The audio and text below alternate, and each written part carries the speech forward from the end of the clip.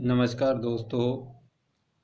इससे पहले वीडियो में हमने स्पेक्ट्रोमीटर के बारे में चर्चा की थी और आप लोगों को बताया था कि स्पेक्ट्रोमीटर जो है वो किस प्रकार से किसी अज्ञात यौगिक की संरचना ज्ञात करने के लिए स्पेक्ट्रम देता है।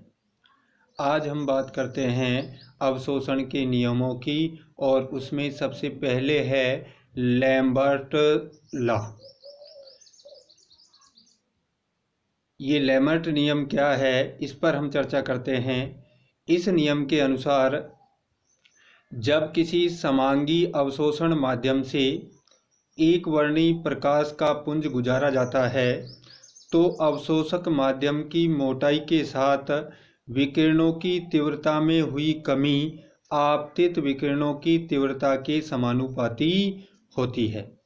लैम्बर्ट जो नियम है वो ये कहता है कि यदि हम किसी समांगी अवशोषण माध्यम में से एक वर्णी प्रकाश को गुजारते हैं तो उस अवशोषक माध्यम की मोटाई के साथ विकिरणों की तीव्रता में जो कमी होती है वो आपतित विकिरणों की तीव्रता के समानुपाती होती है।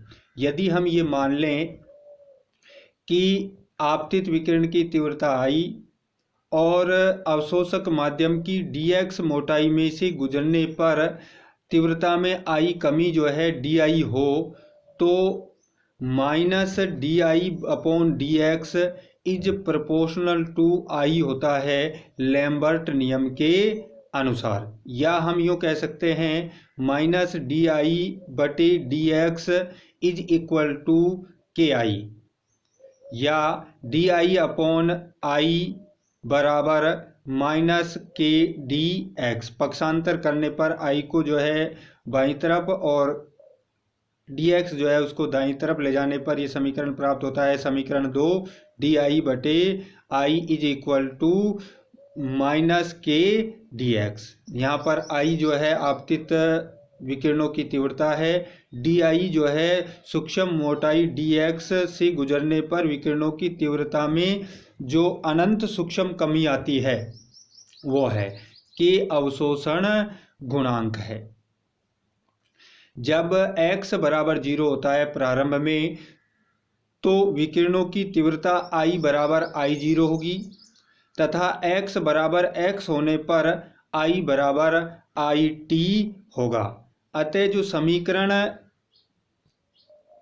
2 जो है उस समीकरण 2 का समाकलन यदि हम x बराबर 0 तथा x बराबर x की सीमा में करते हैं तो क्या प्राप्त होता है ये हम देखते हैं। Summation I0 IT di/I is equal to minus समाकलन x बराबर 0 से x बराबर x के dx करने पर हमें जो प्राप्त होगा ln IT/I0 is equal to minus KX। यहाँ पर जो है dx का समाकलन x और di/I का समाकलन ln IT/I0 होता है। इसी समीकरण को आगे अगर हम लिखें तो ये हो जाता है ln को हटाने पर IT/I0 बराबर e की पावर माइनस KX या IT बराबर पक्षांतर यदि हम करते हैं तो IT बराबर I0 e की पावर माइनस। ये जो समीकरण 3 है, समीकरण 3 को लैम्बर्ट नियम का गणितीय रूप कहते हैं। ये जो है लैम्बर्ट जो नियम है उसका गणितीय रूप है IT बराबर I0 f e की पावर माइनस KX। यहाँ पर I0 आपतित विकिरणों की तीव्रता है और IT जो है अवशोषक माध्यम से गुजरने के बाद जो पारगत विकिरण हैं उनकी तीव्रता है।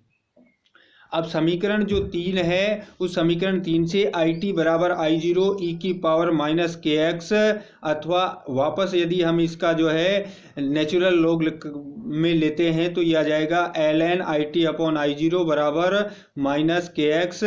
और इसी को जो है अगर हम लॉग में कन्वर्ट करते हैं तो ये हो जाएगा 2.0 2.303 log IT अपॉन I0 बराबर माइनस के एक्स, या log IT अपॉन I0 बराबर माइनस के अपॉन 2.303 इंटू एक्स, या log IT अपॉन I0 बराबर माइनस ए एक्स, जहाँ a बराबर k अपॉन 2.303 है और a को हम कहते हैं अवशोषण माध्यम का विलोपन गुणांक। तो ये था लैम्बर्ट लॉ, अवशोषण का नियम, जिसका गणितीय रूप होता है IT बराबर I0 e की पावर माइनस के एक्स, या हम यूँ कह सकते हैं log IT अपॉन I0 बराबर माइनस ए एक्स, और a बराबर होता है k अपॉन 2.303। अब जो है हम अवशोषण की दूसरे नियम पर चर्चा करते हैं, और वो है बियर नियम या लैम्बर्ट बियर नियम। बियर ने सन 1952 में लैम्बर्ट जो नियम है उसको विलयनों पर लागू करके लैम्बर्ट बियर नियम दिया, जिसे हम बियर के नियम के द्वारा जानते हैं।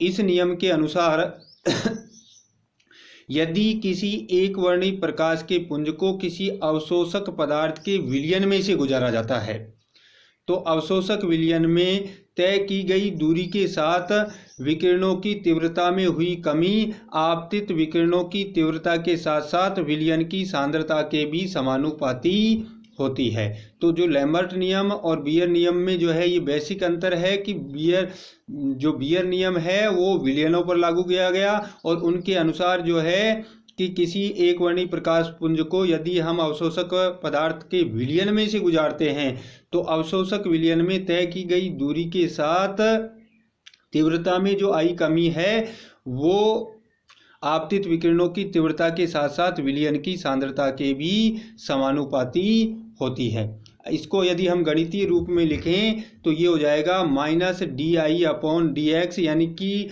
DX मोटाई के साथ तीव्रता में आई कमी DI I और C के समानुपाती होती है, अर्थात minus DI upon DX is proportional to IC, या माइनस DI अपॉन DX बराबर K डैश IC, जहाँ पर K डैश समाकलन स्थिरांक है जिसे हम मोलर अवशोषण गुणांक कहते हैं, C विलयन की मोलर सांद्रता है।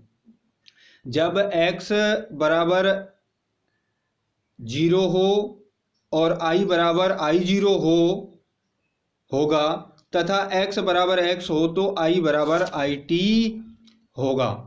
अतः समीकरण जो एक है जो कि है माइनस DI अपॉन DX बराबर K डैश IC, इस समीकरण का x बराबर x0 और x बराबर x की सीमा में यदि हम समाकलन करते हैं तो इसका समाकलन होगा समेशन I0 से IT DI अपॉन I बराबर x बराबर 0 से x बराबर x की सीमा में K डैश C dx का समाकलन हम करते हैं। ऐसा करने पर इसका आएगा I0 IT से DI अपॉन I का समाकलन करने पर यह आएगा नेचुरल लॉग यानी कि ln IT अपॉन I0, और x बराबर 0 से x बराबर x की सीमा में dx का समाकलन करने पर यह आएगा माइनस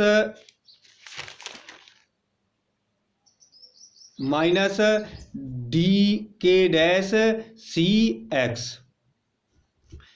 इसको आगे जो है लॉग में कन्वर्ट करने पर ये हो जाएगा 2.303 log IT अपॉन I0 बराबर माइनस K डैश CX, या log IT अपॉन I0 बराबर होगा minus K dash 2.303 CX। log IT upon I0 बराबर होगा माइनस एप्सिलॉन CX, जहाँ एप्सिलॉन जो है वो K डैश अपॉन 2.303 है। इस एप्सिलॉन जो है एप्सिलॉन को हम मोलर विलोपन गुणांक या मोलर अवशोषकता भी कहते हैं। यदि C बराबर 1 ग्राम मोल और x बराबर 1 सेंटीमीटर हो तो फिर जो उपरोक्त समीकरण है log IT अपॉन I0 बराबर माइनस एप्सिलॉन CX का मान हो जाएगा log IT अपॉन I0 बराबर माइनस एप्सिलॉन। या log IT अपॉन I0 को हम अवशोषणांक भी कहते हैं। अतः हम इसको इस तरह से परिभाषित कर सकते हैं मोलर विलोपन गुणांक को कि अतः मोलर विलोपन जो गुणांक या मोलर अवशोषकता 1 ग्राम मोल सांद्रता वाले विलयन की 1 सेंटीमीटर मोटी परत द्वारा उत्पन्न अवशोषणांक के बराबर होता है। इसका मतलब मोलर विलोपन गुणांक या मोलर जो अवशोषकता है वो 1 ग्राम मोल सांद्रता वाले विलयन की 1 सेंटीमीटर मोटी परत द्वारा उत्पन्न जो है वो अवशोषणांक है। स्थिर ताप पर प्रकाश की निश्चित तरंगदैर्घ्य के लिए यह किसी यौगिक का अभिलाक्षणिक गुण है, यानी कि एक निश्चित तरंगदैर्घ्य पर जो अवशोषणांक मोलर विलोपन जो गुणांक एप्सिलॉन है वो किसी भी यौगिक का एक निश्चित गुण है, यानी कि प्रत्येक यौगिक के लिए इसका मान निश्चित होता है। तो ये जो है आज हमने जो है अवशोषण के नियमों के बारे में लैम्बर्ट्स नियम और बियर्स नियम के बारे में पढ़ा, और आगे जो है हम फिर अन्य टॉपिक पर चर्चा करेंगे। धन्यवाद। आज के लिए इतना ही।